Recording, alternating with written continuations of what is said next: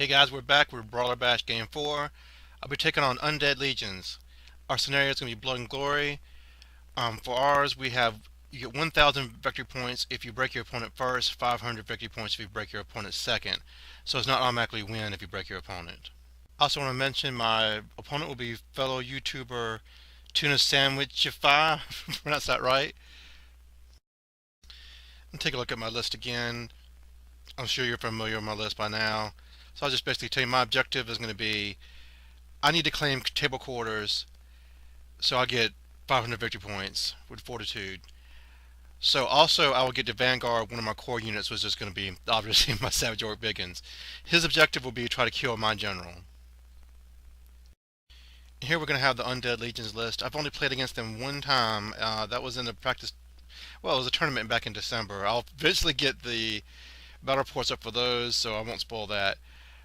But this is kind of scary. When you see the vampires, how many items and abilities and stuff they can carry, it's just almost gets ridiculous. How can you remember all that stuff? I have a hard enough time remembering the 2 or 3 items my guys can carry. And he's also going to have the backup level 3 Master Necromancer.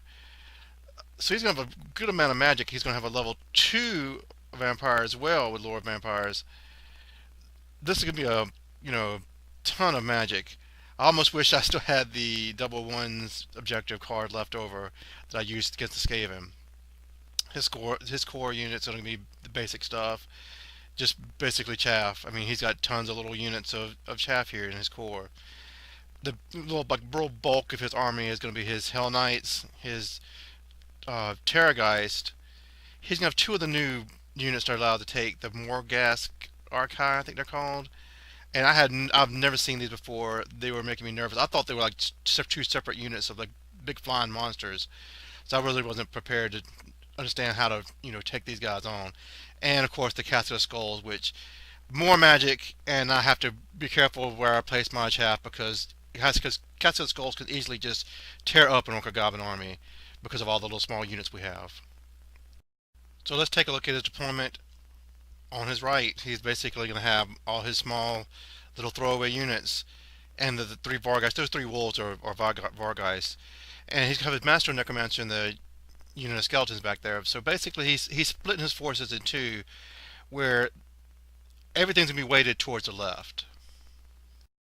Okay, so like you see on the right here, on the left I mean, Tuna's got his all his heavy stuff here. Basically he's got his Big Knight unit, 3 characters, Terrorgeist behind the hill. I forgot to ask him what model that was that he was using for a Terrorgeist. It's like a big wolf, and his 2 Morghast. So everything's weighted over there. I have my stuff weighted to the center, so I'm gonna have to try to shift over and try to face that coming on, and not worry about anything he has on the right. Okay, here's my deployment, and you choose your objectives after you deploy. So I had 2 cards left. It was either the Vanguard one where I claimed table quarters or kill enemy general. And I really wanted to do enemy general, but when we had his general behind the hill like that, I was like, I'll just choose the Vanguard. I'm gonna Vanguard my savages up and try to get things in front of them so I don't get led around by chaff, or at least hope I win the first turn so I can redeploy my stuff in a way where the savages aren't gonna be led by chaff. So that's kind of why I'm deployed like this, because I was thinking about killing enemy general and making him come to me more, and I have to change tack when I decide that I need to get to him faster because he's mainly behind a hill and on a hill like that. So here's the vanguards. You'll see that I've vanguarded my savages up. I do wish I'd wheeled them to face his knights more instead of just wheeling them straight up. And because this is Blood and Glory and you can deploy up to 15 inches, with the 12-inch Vanguard, I'm already 27 inches up on the table here, so I'm not having to really worry about him trying to hide and trying to magic me to death. But he does win the first turn, so now I'm going to have to worry about getting his chaff out of the way of my savages. I have no idea what drew that fanatic out right there. I cannot remember. I don't know if he summoned something or what, but the fanatic's already out right there, and I just have no idea what drew it out. And the bulk of the action will be taking place on this side of the table here. He's got his wolves up to redirect my savages, and because they're frenzied, they're gonna. If I do charge those dogs there, I'm gonna overrun where he can hit me in the flank with his Morghast and the front with his knights. So I have to pass animosity and frenzy to not do that, or try to get something up there in front to so I don't have to overrun to a point where I'm getting flanked. But if I can just pass those tests, I'm gonna reform. Okay, with the rest of his turn being uneventful, we'll go to my first turn. I do pass my test with my savages. I've reformed them, so the knights just don't have to come to me. And I make a big mistake here with his trolls. If you look at his knights, I've heavily depleted them with Doom Divers and Rock Lavas. I depleted them to the point where he does not have lookout serves for his general. I hit a rock right on his general's head with my Rock Lava. You know, he's a no lookout serve roll. I wound him and he makes his ward. Oh, basically I could have claimed a ton of points right then. Even though Undead Legions don't crumble, it still would have been basically a game changer. But the big mistake with the trolls, I was thinking about, his knights being full strength, busting through my savages, and then my trolls would be there waiting for him. But I didn't realize I was going to do that much damage to the knights where they're not really a danger to break through so fast. I should have had my trolls heading straight up the line to get his Master Necromancer and his Casket of Skulls, and to threaten the flanks of the rest of his army. And if you look at the rest of the board over here, my Wolf Riders charged the goals. I tried to charge my big boss in there as well. He rolled terrible and failed the charge into the goals. Somehow, even though I lose two wolves in this combat, I'm gonna stick with my wolves and they're gonna hang around, which is pretty fortunate for me. Because of my reposition, I have nothing to really take out anything over there right now. So we're gonna go to Tuna's turn 2, which is fun to say. Tuna's turn 2. The Night Goblins here, his Vargeists are gonna charge them into the flank. The Fanatics, I don't think they really do much when it comes out. And he's gonna raise some ghouls there, and he's gonna again just fly his Morghast over here to try to be towards my flank. And so in Magic, my priority is always going to be keep him from being able to raise more knights. I don't think he raises any knights. I want to say he raised one, but I don't think he did. And his Terrorgeist is going to fly down here, and I think it's going to scream off one of my Manglers right off the bat. Okay, and this is the turn. My Night Goblins, because the general is nearby and I'm steadfast, even though I take a ton of damage, I'm going to hold. I'm going to fail my chest to try to reform to face them, which is probably for the best. Well, yes, it might be for the best right now. But also up there, my wolf. I have one wolf left fighting those ghouls, and I'm still gonna stick. Okay, so my turn 2. This time I do fail animosity my savages. They're forced to charge those dogs. Luckily, to keep them from overrunning to a point where I'm gonna easily get charged by those knights, I hop my Great Creative Skill, the Groot guy up in front of them, so I'm not going to move too far. So at least the Morghast would be in the flank and not my rear. And I've now realized I should reposition my trolls to start moving up. So it might be too late. I should have had this doing a turn ago. So I'm wasting a whole turn of movement by having to reform them now. Now I'm also going to charge my Chariot and my level 1 Shaman at the ghouls. As you can see at the end of the combat, there's going to be one, no, not the ghouls, the skeleton archers on that hill. There's going to be one skeleton archer left in that unit at the end. Now also I've charged my big boss at the little unit of ghouls he had raised, and because they were basically in the way of me being able to charge the other ghouls, I'm finally going to lose that last last wolf there in that fight against the other ghouls over there. And you're not going to see it on this picture, but I'm still going to stick with my Night Goblins that are fighting the Vargeists. Okay, Tuna's turn 3. He does not charge my savages. I was really expecting him to go ahead and try to charge in there, and because another round of shooting for me. And I did forget to mention last turn, I got another rock on the head of his general, and again he makes another 4+ ward. So that's 2 turns in a row I could have killed his general. So I thought he was thinking he was going to go ahead and charge in here and get that general out of harm's way, because I was going to have a hard time killing the general. I mean, with 2 vampires and a White King, he can do some damage to me, plus there's Morghast. because I don't have a lot of regular knights to kill to get combat res for my savages, and I would stay steadfast, but he wouldn't have to worry about crumbling really at this point.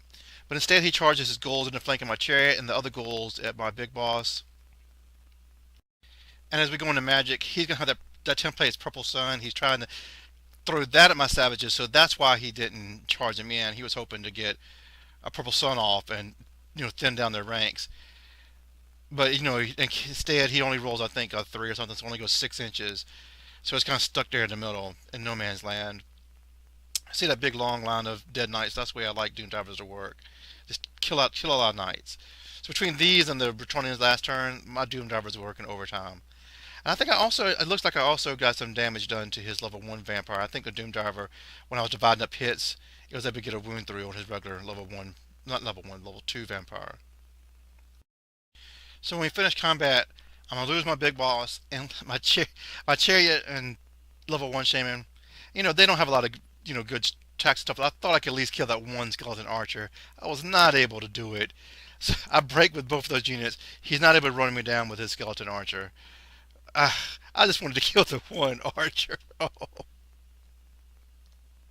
Okay, so my turn 3. So while the Groot Cave Squig has stopped me from overrunning a lot with my savages, it's also going to block me from getting the easy charge off in his goals, because I can't charge with Groot in a way, and he gets compulsory movement. So he just moves up towards the goals, and you can see they killed him outright. Now, my big thing that's going to happen with me this turn is that, and again, I make another big mistake here. I should have charged my trolls at the goals in front of them. I don't do that for some reason, and instead, they just sit there again. So I've wasted 2 turns with them. But my mangler, you see here, he's going to go through the Vargeist, through my Night Goblins, and have to go through my trolls and stop there right in front of the trolls. That wouldn't have mattered if I charged in first, because that would have been before the squig. But I think I kill at least 1 or 2 Vargeist with the mangler, and I do some damage. I may have only killed one or 2 Night Goblins with the mangler, which was very, very fortunate. And I do like maybe 1 wound to my trolls. Now again, in my shooting and magic, I cannot kill that Vampire Lord. I think my Doom Drivers get 1 wound through on him. And now for the 3rd turn in a row, I'm going to land a rock right on the Vampire Lord's head. I'm going to wound him. He's going to make his ward. Oh, I can't kill it. And Undead Legion's turn 4. He's going to come crashing in with everything. Finally, they're going to have the big fight. Everything's going to be in my front. And I'm liking the fact that he charges his ghouls in there, because that's easy combat risk for me. I think it would have been much better off to not do that. I know why he did it, because he wanted to have less savages going against his characters as more guys. And because if you charge both of them in, they would have been center, and I had a lot more attacks on his BSB. All I have to do is kill his BSB and his standard bearer, and I've broken him, got 1,000 victory points. But this is going to give me a lot of static combat res instead. Well, not static combat res, but give me a lot of combat res. So then if his turn is going to look like this, he'd also charge the Spirit Horse to my Pump Wagon. Actually, I think my Pump Wagon crashed into that last turn, and right now it's still basically a push. I think he did 1 wound to me last time, and so that was a tie, and this time he did no wounds to me. I'm actually going to kill those Vargeist with my Night Goblin unit, which is amazing, mainly because of the help of the Mangler, of course. And in the big fight, I wiped down the ghouls down to 1 ghoul. Well, actually, I think he had 4 ghouls left, but I win by 4 after all that, because I'm able to kill. There's 12 ghouls there, and I'm able to get 8 wounds off there. I do 1 more wound to his BSB. I think I do a couple wounds to one of the Morghast. So I'm actually going to win this night. I remember this was 19-15. I will win this, and he'll crumble down to 1 ghoul left, and I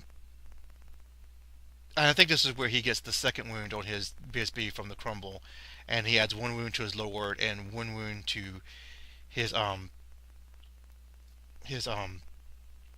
level 2 vamp, and I'll kill the standard bearer in that unit, so the regular Black Knights are dead.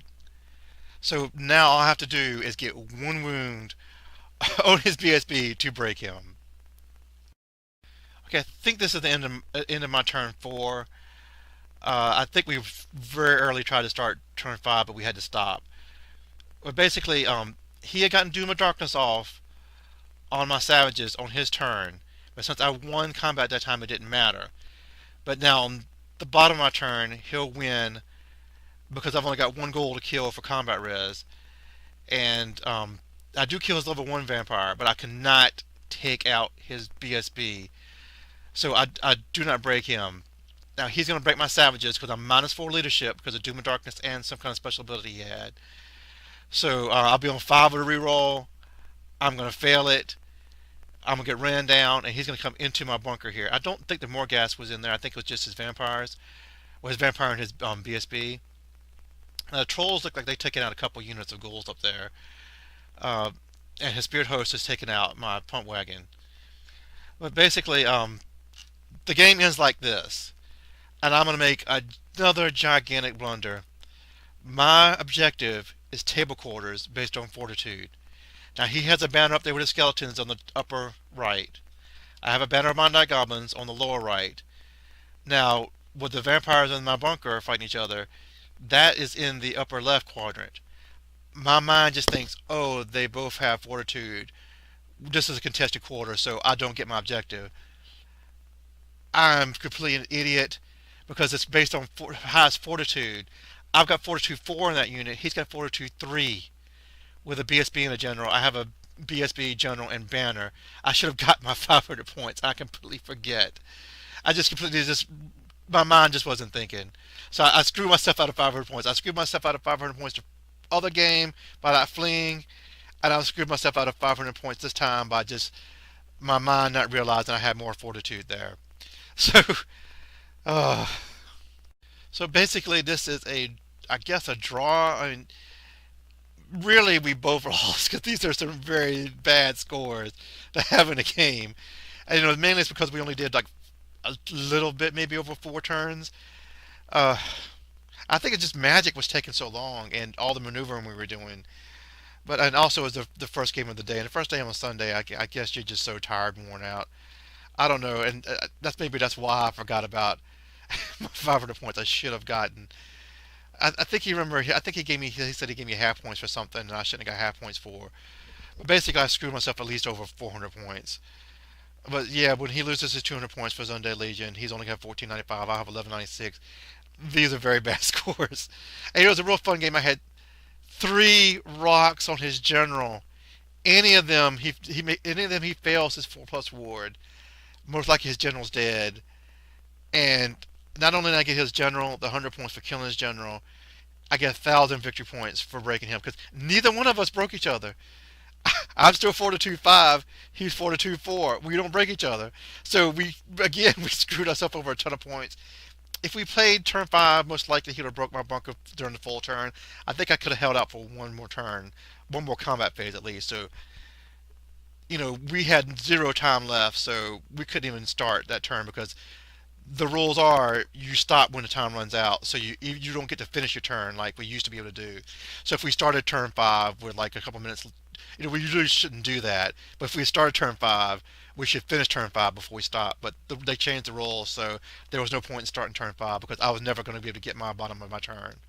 Where like if he had broken my bunker, I was going to shoot all my rock lavas and stuff, and Doom Divers were there. I think he screamed off 2 war machines, but I still had a rock lava and a Doom Diver to try to kill his general.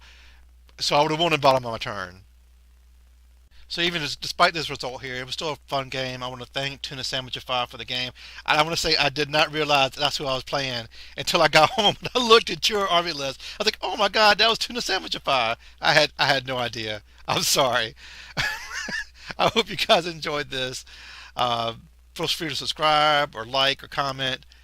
Have my last game. It's going to be against Legions of Chaos. See you guys next time. Thanks for listening.